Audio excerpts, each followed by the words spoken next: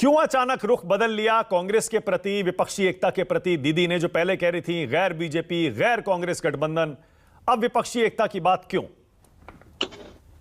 देखिए सर, सबसे बड़ी बात है कि यहाँ पर तो अभी तक ये डिसाइड नहीं किया गया और ये नहीं कहा गया कि हम किससे गठबंधन कर रहे हैं या हम आगे जाके किसके साथ चुनाव लड़ेंगे। यहाँ पर गठबंधन टीएमसी हमेशा 2011 से नहीं, 2011 के पहले भी जब हम आंदोलन में बैठा करते थे, हमने गठबंधन इंसानों के साथ किया, लोगों के साथ किया, भारत के लोगों के साथ किया है। और जिस हिसाब से राहुल गांधी की सदस्यता हटाई गई है, वो जमहूरियत के खिलाफ है सर। वो मर्डर है, एक डेमोक्रेसी का मर्डर है। तो आज अगर सब लोग अगर एक साथ आना चाहते हैं तो इसमें बुराई क्या है? यहाँ पर किसी पार्टी का नाम नहीं लिया गया, यहाँ पर कोई स्टेट का नाम नहीं लिया गया।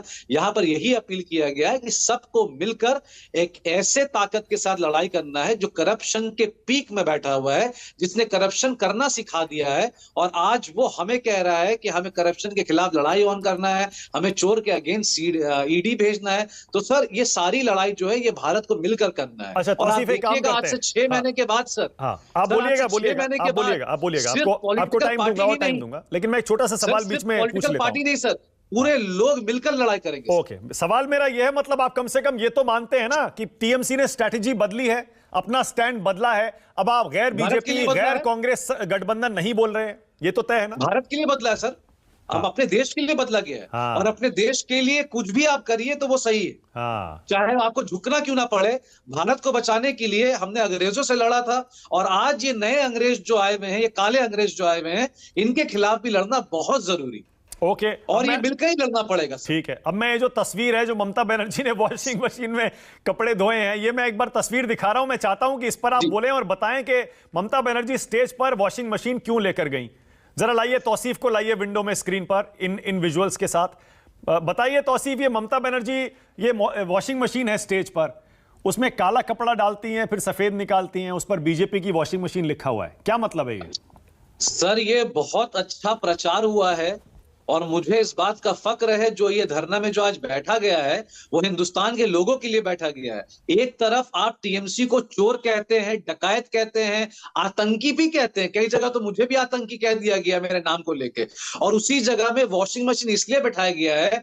आप जिसे आतंकी कहते हैं, आप जिसे चोर कहते हैं, आप जिसे डकैत कहते हैं, आप उसको अपने गोद में बैठा लेते हैं और वो फौरन साफ हो जाता है। तो इसका यही प्रतीक है कि जब आप एक काला कपड़ा को वॉशिंग मशीन में डालते हैं तो सफेद बन के निकलता कैसे? शुवेंदु बाबू को आप गोद में लेके जो 4 अंश का दूध पिलाते हैं वो बड़े कैसे हो रहे हैं? वही शुवेंदु बाबू तो सबसे बड़े चोर थे, सबसे बड़े डकैत थे। आज शुवेंदु बाबू पंडित, मौलाना और पादरी कैसे बन गए सर दिल्ली में? ओके, तौसीफ बोलिए। तौसीफ बहुत देर से कुछ कहना चाह रहे हैं, तौसीफ बोलिए। नहीं सर देखिए बात बंगाल की हो रही है और आरपी सिंह जी यहाँ पर बैठे हैं, वो कह रहे हैं कि फैमिली पॉलिटिक्स चल रही है। तो जय शाह तो कोई सौतेले नहीं, अमित शाह जी के अपने ही औलाद हैं।